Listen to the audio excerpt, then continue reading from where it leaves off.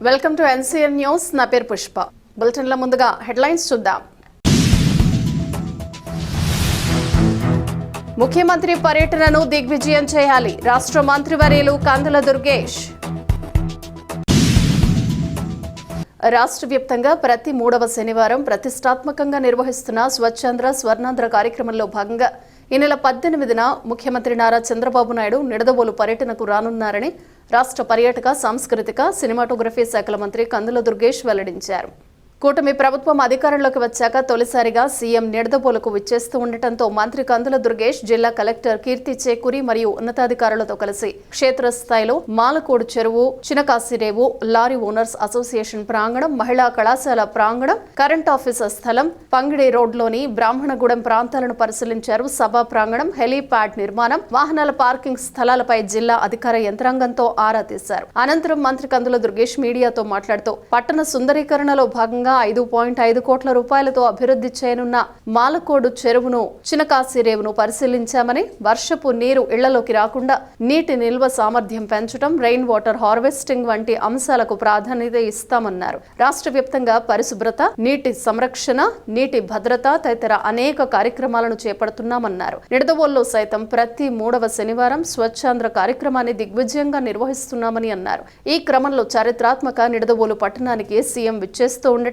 ఆనందంగా ఉందని అన్నారు. అలాగే మే 1న జరిగే ఎన్టీఆర్ భరోసా సామాజిక పెన్షనర్ల పంపిణీ కార్యక్రమానికి కూడా రావాల్సిందిగా ముఖ్యమంత్రి చంద్రబాబు నాయుడును కోరానని, దీనిపై స్పష్టత రావాల్సి ఉందన్నారు. సభ నిర్వహణకు నిడదవోలు సమీపంలోని పటిక ఫ్యాక్టరీ గ్రౌండ్ లో సభా స్థలిని పరిశీలిస్తున్నామని, హెలీప్యాడ్ ను నిడదవోలు పట్టణంలోని లారీ ఆఫీస్ వద్ద ఏర్పాటు చేయడానికి చర్యలు తీసుకుంటున్నామని తెలిపారు. అదే ప్రాంతంలో ప్రజావేదిక కూడా ఏర్పాటు చేయనున్నట్లు వెల్లడించారు. కూటమి ప్రభుత్వం అధికారంలోకి వచ్చాక తొలిసారి ముఖ్యమంత్రి నిడదవోలు పర్యటనకు వస్తూ ఉండటంతో ఏర్పాట్లు ముమ్మరంగా చేయాలని మంత్రి దుర్గేష్ అధికారులను ఆదేశించారు. సీఎం సభకు భారీ ఎత్తున జనం వచ్చే అవకాశం ఉన్నందున ట్రాఫిక్ ఇబ్బందులు లేకుండా భద్రతా పరంగా పటిష్ట చర్యలు తీసుకోవాలని దిశానిర్దేశం చేశారు. ఈ చారిత్రాత్మక కార్యక్రమాన్ని దిగ్విజయంగా నిర్వహించేందుకు కూటమి నాయకులు, కార్యకర్తలు మరియు ప్రజలు క్రమశిక్షణతో పాల్గొనాలని పిలుపునిచ్చారు.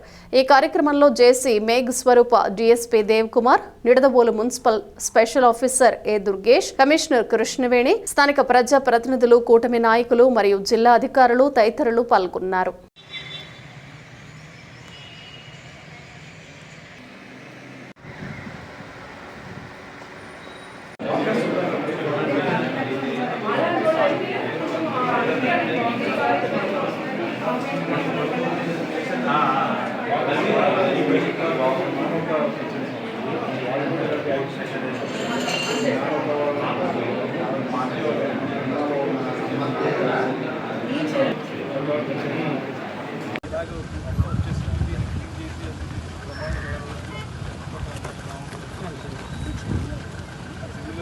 అంటే మొత్తం అంతా అదంతా గిరపటే కాదు, గట్టి అంతా మొత్తం లోపల అయితే నీళ్ళు ఉన్నట్టు మధ్యలో ఏమన్నా కొంచెం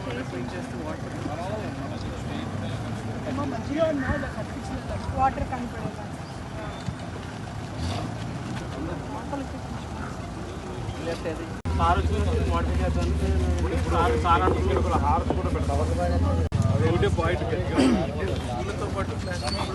కవర్ల పైనుంచి వేసేస్తారు సార్.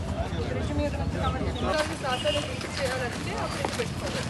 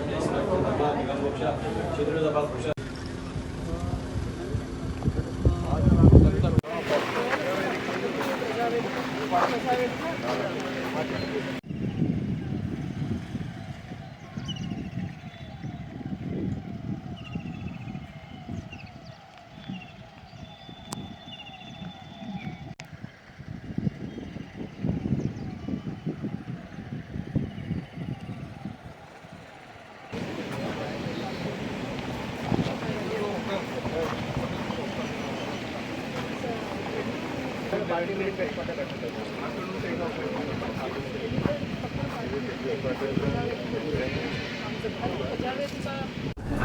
ఈ కార్యక్రమంలో మన జిల్లా కలెక్టర్ గారు శ్రీమతి కీర్తి గారు, అదేవిధంగా మన జిల్లా జాయింట్ కలెక్టర్ గారు మేఘస్వరూప్ గారు, అదేవిధంగా డిఎస్పి గారు పాల్గొంటున్నాం. ఈరోజు ప్రధానంగా రేపు 18వ తారీఖున శనివారం నాడు స్వచ్ఛాంధ్రకి సంబంధించి ఏదైతే సాసా ప్రోగ్రాం ఉందో ఆ ప్రోగ్రాము పాల్గొనడానికి నిడదవోలు నియోజకవర్గాన్ని ముఖ్యమంత్రి గారు ఎంచుకున్నారని చెప్పడానికి చాలా సంతోషిస్తున్నాం. రాష్ట్రం మొత్తం మీద కూడా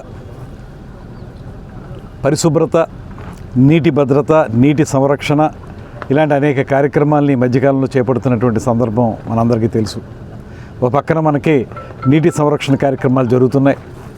మరో పక్కన ప్రతి శనివారం కూడా, ప్రతి 3వ శనివారం థర్డ్ సాటర్డే ఈ స్వచ్ఛాంధ్రకు సంబంధించినటువంటి కార్యక్రమాలను చేపడుతున్నారు. అందులో భాగంగా చారిత్రాత్మక నిడదవోలు పట్టణానికి ముఖ్యమంత్రి గారు 18న వస్తున్నారు. ఆ సందర్భంగా ఎక్కడెక్కడ ఏ కార్యక్రమాలు చేయాలనేటువంటి అంశాల మీద కలెక్టర్ గారు, జాయింట్ కలెక్టర్ గారు, మున్సిపల్ ఆర్డీ గారు, డిఎస్పీ గారు అందరం కలిసి విజిట్ చేయడం జరిగింది. ప్రధానంగా ఒక పక్కన పూర్తి స్థాయిలో మనం స్వచ్ఛతకు సంబంధించి చేయవలసిన కార్యక్రమాలు, ఇక్కడ మనకి మాలకోడు చెరువు అనేటువంటిది ఏదైతే ఉందో నిడదవోలు పట్టణంలో ఆ చెరువుని, అదేవిధంగా మరో పక్కన చినకాశీ రేవుని, ఇలా 4-5 ప్రదేశాలను చూసాం. అక్కడ ఉన్నటువంటి స్వచ్ఛతా కార్యక్రమాలు ఏం చేయాలనేటువంటి దాని మీద కూడా పూర్తిగా ఆలోచిస్తున్నాం. వాటర్ స్టోరేజు, అదేవిధంగా రేపొద్దున్న హెవీ రెయిన్స్ వచ్చినా కూడా ఇళ్లలోకి నీరు రాకుండా ఉండాలంటే మన మాలకోడు చెరువుని అభివృద్ధి చేసుకోవాలి, దాంతోపాటు సుందరీకరించాలనేటువంటి మాట కూడా అనుకుంటూ దాన్ని ప్రధానమైనటువంటి అంశంగా తీసుకుంటున్నాం. దాంతోపాటు మరిన్ని కార్యక్రమాలు, రెయిన్ వాటర్ హార్వెస్టింగ్కి సంబంధించి కూడా కొన్ని కార్యక్రమాలు ఆలోచిస్తున్నాం. ఆ కార్యక్రమాన్ని చేసుకుని ప్రజావేదికని ఇప్పుడు మనం కూర్చున్న ప్రదేశంలో ప్రజావేదికని ఏర్పాటు చేయాలని, ఆ తర్వాత ఏ నియోజకవర్గానికి వెళ్ళినా, ఏ జిల్లాకి వెళ్ళినా అక్కడ ఖచ్చితంగా ముఖ్యమంత్రి గారు కార్యకర్తల సమావేశం నిర్వహిస్తారు. దానికి సంబంధించి ఇక్కడ ఉన్నటువంటి ఈ లారీ ఓనర్స్ అసోసియేషన్ స్థలం ఏదైతే ఉందో అక్కడ, ఆ తర్వాత బ్రాహ్మణగూడెంలో హెలిప్యాడ్లో ఆయన దిగి అక్కడి నుంచి ఇక్కడికి వచ్చి మళ్ళీ తిరిగి అక్కడి నుంచే వెళ్ళేటటువంటి కార్యక్రమాన్ని కూడా పరిశీలించాం. ఇవన్నీ కూడా టెంటేటివ్ ప్రోగ్రామ్స్. వీటికి సంబంధించి ఏం చేయాలి, ఎలా చేయాలనే దాని మీద ఒక రకమైన ఎక్సర్సైజ్ చేస్తూ ఉన్నాం. దీన్ని అక్కడ సీఎంఓతో కూడా మాట్లాడి అక్కడ వారి అభిప్రాయాలు కూడా తీసుకుని మొత్తంగా కార్యక్రమాన్ని రూపొందించడం జరుగుతుంది. అదేవిధంగా ఇది 18వ తారీఖున ఖచ్చితంగా ఈ కార్యక్రమం అయితే ఉంటుంది. దాంతోపాటు మే 1వ తారీఖున కూడా మనకి ఈ పెన్షన్స్ ఇచ్చే కార్యక్రమాన్ని ఏర్పాటు చేయమని ముఖ్యమంత్రి గారిని రిక్వెస్ట్ చేయడం జరిగింది. అది ఇంకా ఫైనలైజ్ కాలేదు, అది ఉంటే ఆ కార్యక్రమం కూడా ఉంటుంది. కానీ ఇప్పుడు మాత్రం 18వ తారీఖున ఈ సాసా కార్యక్రమానికి మాత్రం ముఖ్యమంత్రి గారు ఇచ్చేస్తున్నారు. ఈ సందర్భంగా కూటమి నాయకులకి, కార్యకర్తలకి అందరికీ కూడా నేను మనవి చేసేది ఏంటంటే, ఒక అభివృద్ధి కార్యక్రమాన్ని ప్రారంభించడానికి వస్తున్నందువల్ల ముఖ్యమంత్రి గారికి ధన్యవాదాలు తెలియజేస్తూ, పెద్ద ఎత్తున మనం ఈ కార్యక్రమాన్ని విజయవంతం చేయడం ద్వారా ప్రపంచం అందరికీ కూడా మనం స్వచ్ఛత విషయంలో ఎంత మంచి కార్యక్రమాలు చేపడుతున్నామో అర్థం చేసుకోవడానికి వీలుంటుందనేటువంటి వాటిని తెలియజేస్తూ, అందరూ ఈ కార్యక్రమాల్లో పాల్గొనాలని, క్రమశిక్షణతో ఉండాలని మిమ్మల్ని అందరినీ కోరుకుంటూ ఈ కార్యక్రమాన్ని విజయవంతం చేయాల్సిందిగా మరొకమారు కోరుతున్నాను. అదేవిధంగా ఆ రోజు ఎస్టీపీ ప్లాంట్కు సంబంధించి కానీ ఏదైతే మనం 5.5 కోట్ల రూపాయల నిధులు తీసుకొచ్చి ఈ మధ్య మనం మాలకోడు చెరువును అభివృద్ధి చేయాలనుకుంటున్నామో దానికి సంబంధించి కానీ ముఖ్యమంత్రి గారు కీలకమైన ప్రకటనలు చేసేదానికి అవకాశం కూడా ఉంది. అది కూడా అందరూ పరిగణలోకి తీసుకోవాలని చెప్పి మనం ఒకసారి కోరుకుంటూ సెలవు తీసుకుంటున్నాను.